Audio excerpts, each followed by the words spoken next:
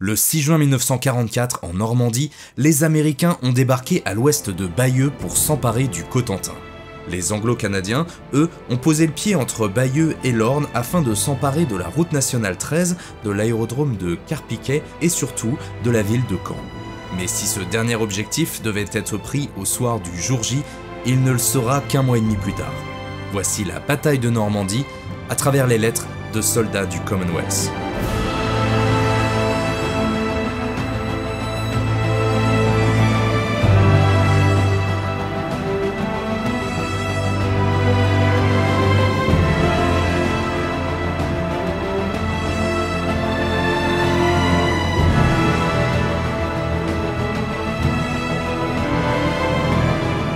Le débarquement en Normandie sonne comme une revanche pour les Anglo-Canadiens.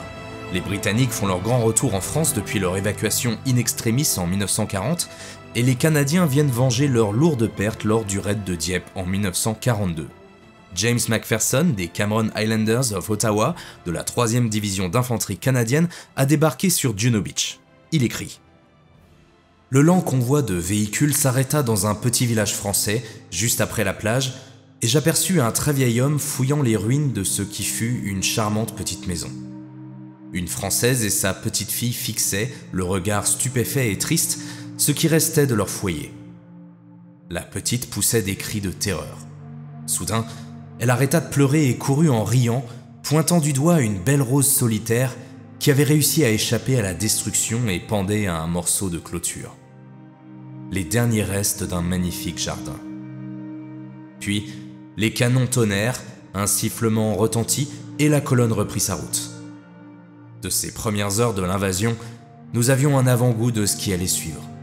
Le bruit, la souffrance, les prisonniers, les morts violentes, la futilité, le sacrifice, la destruction, et même les rares moments de beauté qui se dévoilent quand le meilleur des hommes prend le dessus sur le pire.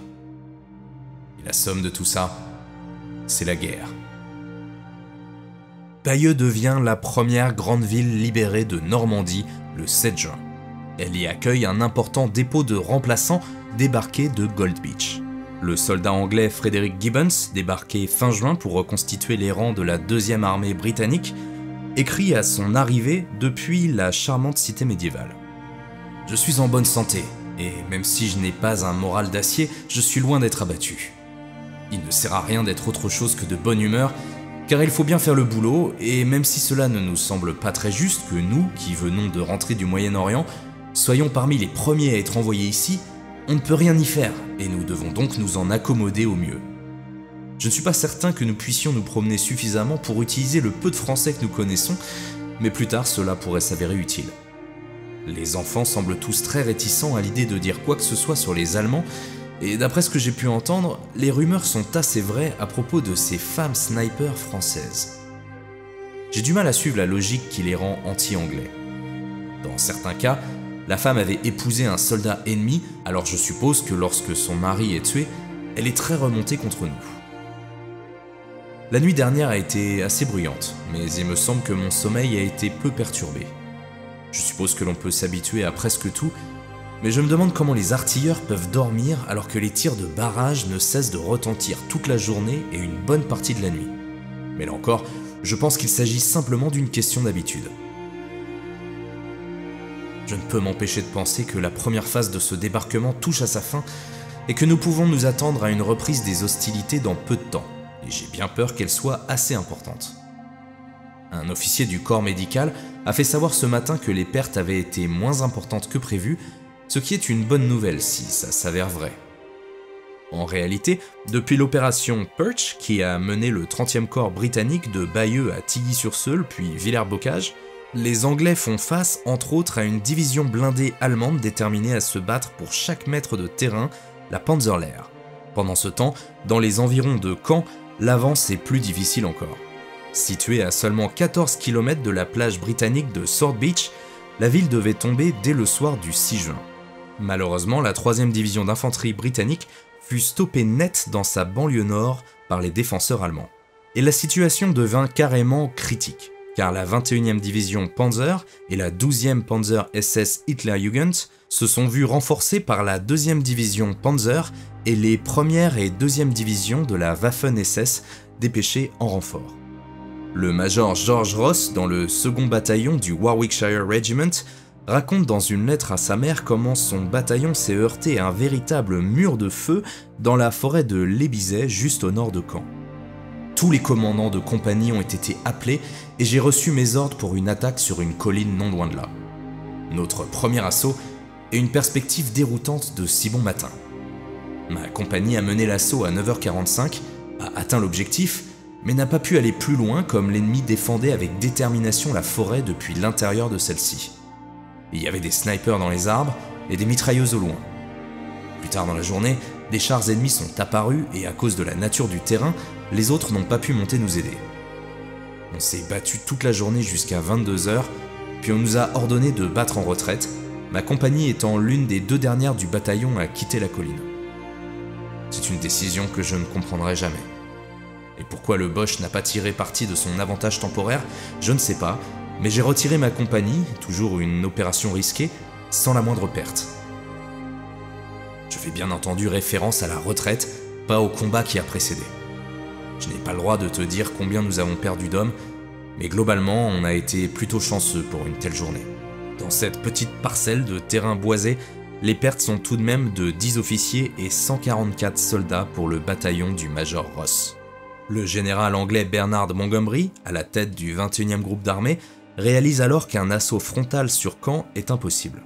Il tente donc de contourner la ville, avec notamment l'opération Epsom le 26 juin. Ce mouvement sera lent et coûteux pour des résultats décevants. Si vous ne l'avez pas vu, je vous incite à voir mon documentaire The Missing Highlander, qui évoque le triste destin d'un soldat anglais au cours de l'opération Epsom. Le major Nigel Hambro de la 49e division d'infanterie West Riding écrivait alors au plus fort de la bataille. « Nous sommes tous pareils en ce moment, d'assez mauvaise humeur et irascibles, mais peut-être que si nous avons une belle journée, cela nous remontera le moral. Il pleut ici tous les jours pendant 3 ou 4 heures, de sorte que nos couvertures et nos vêtements sont tous humides et ne sèchent jamais. Heureusement, j'ai pu installer mon QG dans une ferme où nous sommes depuis près d'1 semaine. Il n'y a rien de stupéfiant à signaler ici. L'Allemand n'utilise que ses mortiers en ce moment et nous lui répondons avec nos canons de campagne. Lors de notre dernière poussée, nous avons trouvé quelques mines, les premières que nous avons rencontrées, et des cadavres piégés. Mes hommes sont devenus très prudents. Tu dois avoir une protection au-dessus de ta tranchée, et elle doit aussi être bien profonde. Nous avons appris qu'il ne faut jamais creuser une tranchée près d'un arbre haut, parce que si un obus touche l'arbre, tous les éclats descendent directement dans ton trou et c'est pour ta pomme. 95% de mes pertes ont été causées par ces mortiers jusqu'à présent. Tous mes officiers et mes hommes sont en pleine forme, n'attendant que le prochain mouvement vers l'avant qui ne viendra que trop vite, je pense. Mon décompte personnel d'Allemands n'est toujours que de 2, mais c'est 2 de plus que certaines personnes. Ce n'est que le 8 juillet, avec l'opération Charnwood, qu'a lieu une percée décisive vers Caen. Frederick Gibbons a quitté son dépôt de remplaçants près de Bayeux et a rejoint les paras de la 6e division aéroportée britannique, retranchée sur les rives de l'Orne et du canal de Caen. Au soir du 7 juillet, il assiste depuis le QG de la 6e Airborne au survol de 460 bombardiers Lancaster se dirigeant droit vers la ville. La Royal Air Force va y larguer 1800 tonnes de bombes, causant la panique chez les Allemands, mais également de lourdes destructions matérielles et des pertes civiles. Frédéric écrit au premier jour de l'opération Charnwood. La nuit dernière a été très animée. Peut-être que cette lettre arrivera à temps pour que tu te souviennes de ce qui s'est passé.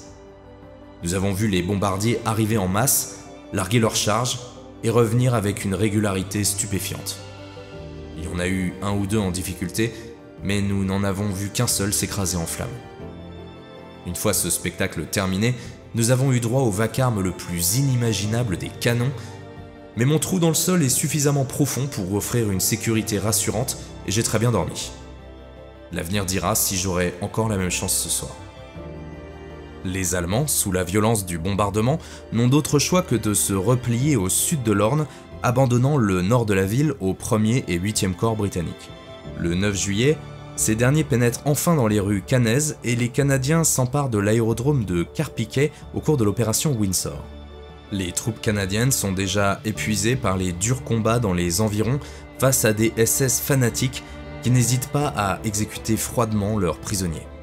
Mais il reste à libérer la moitié sud de Caen et l'usine de Colombelles qui offre une vue imprenable sur la ville aux observateurs d'artillerie ennemis. Le 2e corps canadien y parviendra avec l'opération Atlantique le 18 juillet, également précédée d'un puissant bombardement aérien. Si la ville est entièrement libérée, les Canadiens vont se heurter au sud à la crête de Verrières, dominant la route vers Falaise et tenus par des éléments de 3 divisions du 1er corps blindé SS. En parallèle d'Atlantique, les Britanniques lancent une formidable bataille de chars pour repousser les Allemands hors de la banlieue est et sud, c'est l'opération Goodwood. Il aura donc fallu 6 semaines pour s'emparer d'un objectif du jour J. Montgomery prétendra après-guerre qu'il n'avait pas réellement l'intention de prendre Caen immédiatement, mais plutôt fixer les forces allemandes dans sa région pour permettre une percée des troupes américaines vers Saint-Lô. Mauvaise foi ou non, comme nous l'avons vu dans l'épisode précédent, l'opération Cobra des Américains, lancée 5 jours après la chute de Caen, fut effectivement un succès. Mais les Britanniques ne sont toujours pas sortis d'affaire. La route vers Falaise est longue, les troupes canadiennes subissent plus de 2800 pertes sur la crête de Verrières. Le 30 juillet, George Studd, un membre des Queensland Rifles of Canada, écrit « Nous nous sommes installés ici il y a quelque temps. Nous avons mis nos canons en position et avons pris place dans des tranchées en écoutant la musique des obus de Jerry, une musique que personne à ma connaissance n'apprécie. L'autre jour, j'ai eu de la chance, je crois. J'étais à l'intérieur d'une maison et me dirigeais vers une porte pour sortir quand soudain un obus est tombé. Il a tapé juste dehors et au moment où j'ai fait demi-tour pour retourner à l'intérieur, un camarade m'a suivi. Il a été touché à la jambe et a empêché l'éclat de m'atteindre.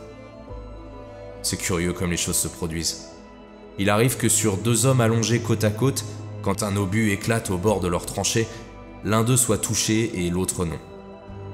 On constate que la plupart des soldats adoptent un point de vue plutôt rationnel. Si c'est ton tour, c'est pour toi. Sinon, tout va bien. Crois-moi, je suis heureux de savoir que tout cela n'a pas lieu au Canada. Savoir que les nôtres, chez nous, ne connaîtront pas les horreurs de la guerre est un grand soulagement. Voir de tels dégâts et tout ce qui se passe ici te fait vraiment prendre conscience de l'absurdité de la guerre et de toutes les expériences éprouvantes qu'elle implique. Le 7 août, la tout juste formée première armée canadienne, qui comprend également des divisions britanniques, lance l'opération Totalize pour percer les défenses allemandes au sud de Caen. Si les gains initiaux sont encourageants puisque la crête de Verrières tombe aux mains des Alliés dès le lendemain, les Anglo-Canadiens ne progressent que d'une dizaine de kilomètres en 4 jours. George Studd sera tué près de Saint-Au, où se trouve actuellement le cimetière militaire canadien de Bretteville-sur-Laize, en bordure de la route de Caen à Falaise. Près de 3000 soldats y reposent, dont George. Il avait laissé derrière lui sa jeune femme et son emploi dans l'industrie laitière à Toronto et s'était porté volontaire pour libérer ses cousins d'outre-Atlantique.